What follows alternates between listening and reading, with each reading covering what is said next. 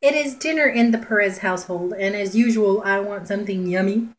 It's cold, and I like to eat this kind of food when it's cold, something hearty and soupy and saucy and yummy.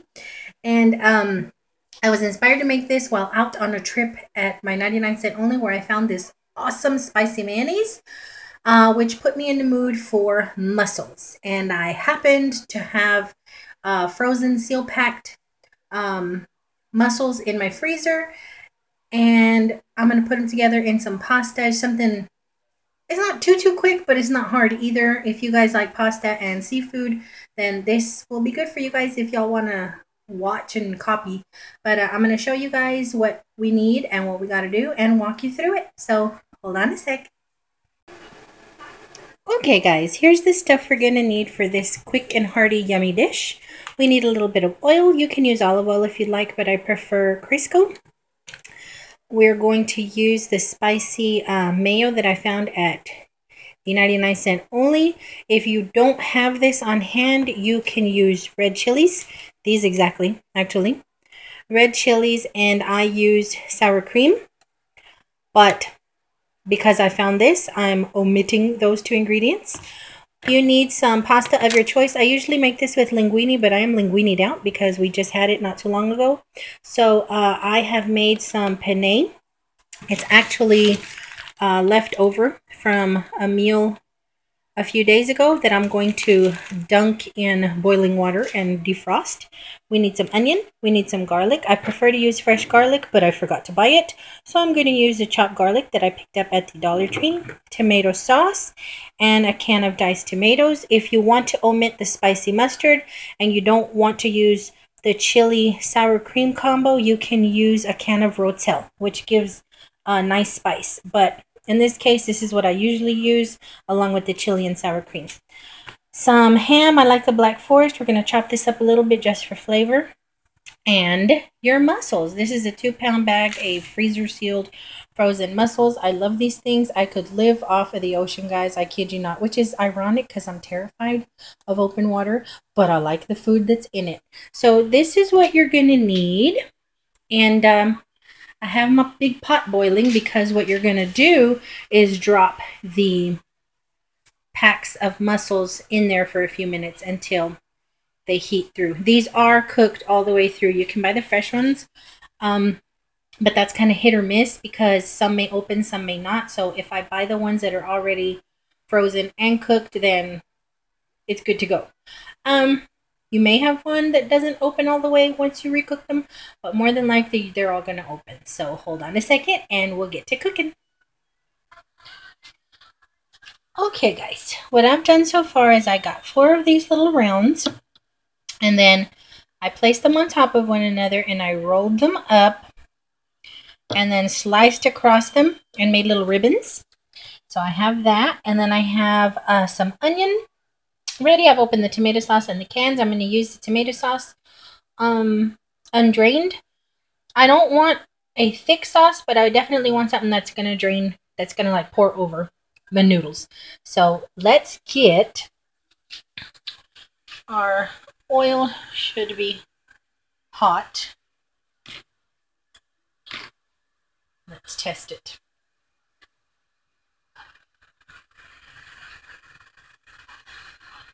It's doing something. So I start off with the ham. You can also use bacon if you want. Bacon just takes a little longer, and I'm like super hungry. So bacon is awesome in this, but just for the smoky flavor, that's what you want it for the smokiness of it. But you can definitely use a smoked ham or a Black Forest ham. That's what I'm using. I'm using the Oscar Mayer Deli Black Forest. So I'm going to cook this up for a little bit and then add the onions. Okay, so the ham is nice and crisping and is smelling awesome. Oh, so good. And now I'm going to dump in the onion. Oh, yeah. Okay. Cook that up for a little bit and get all them flavors going. Getting the house smelling delicious. Let that set for a little while. Don't want to burn them. And then, as you can see, my water is smoking. So, what we do is we take the pack of mussels and we dunk them in.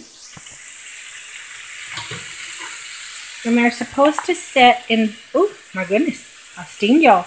They're supposed to set in the hot water, well, the boiling water, for 7 minutes. Now remember, these are already cooked, so you don't have to worry about, you know, if you don't cook them right, I'm going to food poison myself and that type of thing. They're already cooked and they're setting in hot water for 7 minutes. And once those are done, and I have my sauce base done, then we toss in the mussels with it. Now, what I'm going to do also, I have my frozen pasta here.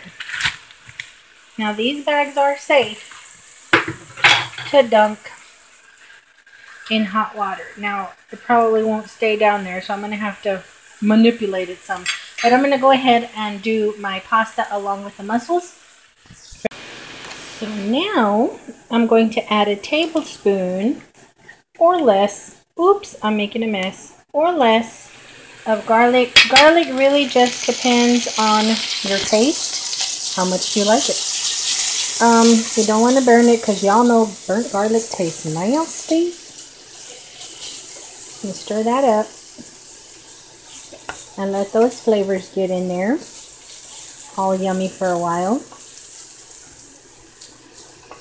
Once I smell the garlic, I know I've done right. I don't smell it yet. That ham smells so good, guys. But seeing as I'm only making enough for 2, I'm not going to load up the skillet. But if you were going to make a whole bunch for like everybody, I would definitely use the 2 pounds of the mussels plus way more ham and way more onion. And those of you watching this know y'all like to cook, so y'all don't need me telling y'all that. But trying to fill in some space, guys, while this garlic cooks in. But that's the beginning of your base. And my pasta's in here still. My mussels are good. Okay, be right back. Okay, now that the garlic's nice and cooked, we're going to add in the can of tomatoes. This also goes by your taste. If you like a lot of tomatoes, then use the whole can. If you don't, use half. I like a lot of tomato. So, stir that in. We're going to let that simmer together for a while before I add in the tomato sauce and the spicy mayo. Now, what I usually do, when I use the sour cream and red chili, little chile combo, I will take my can of tomato sauce, drop in my chili and the sour cream and whisk it all together. That way I don't end up with like clumpies with the sour cream, because if you drop it in too hot, you get like little curdles, which is like really gross. So I like to mix in any of like my milk things, mayonnaises and that type of thing, cheese, that type of thing. If I can, I like to mix it in with the tomato sauce so it breaks down even. So that's what I'm going to do next. Okay, so I'm knocking over stuff, guys. I'm not working with one hand. I'm not used to working with one hand. But anywho, I dump in my can of tomato sauce. And because I've never used this before, but I do know that it's spicy as all heck, I'm gonna just sploosh a little in there. I don't want it to be so hot that I pay for it later, if y'all know what I mean. I'm also going to use half a can of water in the tomato sauce to rinse it out. Okay, so here it is. I just swirl it around, get all the yummies out. And I don't put it all in there. I do little by little. Then I'm going to use this guy. I showed you guys this in my yays and nays of the Dollar Tree. I love this thing for stuff like this. So all I'm going to do is mush it together, blend it all together, and then I'm going to taste it to see if it's too spicy. I hope not, because I really don't want a whole lot of tomato sauce in it. But oops, I'm making a mess. I want to blend it all to make sure that I don't get any curdles with the mayo. All right. Shall we taste? Get a spoon.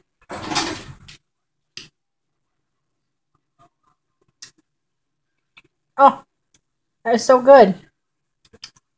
Ooh, My splooshing was precise, guys. It's nice and spicy still, but not real bad. Okay, cool. So, I will be back next when I put this sauce into my tomato base over here, and then that's how I'm going to know if it's as thick as I want it or if I want it thinner. It's all by taste and by like and dislike. So, I will be right back with that. Okay, the tomatoes are nice and simmering. So now I'm going to put in the mayo sauce combo. Get all that in there.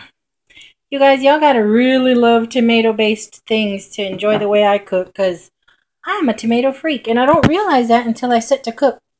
Like I said, that might be my Mexicanness, my Mexican roots of it all. But if it weren't for tomatoes, tomato sauce, or ways to, you know, make my own tomato sauce with a blender and some onion, I'd be insane. But there's the sauce. I'm going to do a quick taste. It's a perfect spicy. At this point, I would salt it. But the tomato sauce is pretty salty. And you have a nice chili flavor going on. So, I think this is going to be good. I'm going to let that simmer. I still have a little bit of the water. I'm going to add just a little bit more water. And let that go while I get my pasta that has been boiling. See how it's nice and loose now? It's all nice and reheated. And it's not going to be sticky. I didn't have to microwave it. It's just nice and fresh again. And the mussels are ready as well. So they've opened because they were already cooked. Look at all that juice in there. So let me get my drainer and pull out my mussels. Okay guys, I took the little pouches of my mussels out.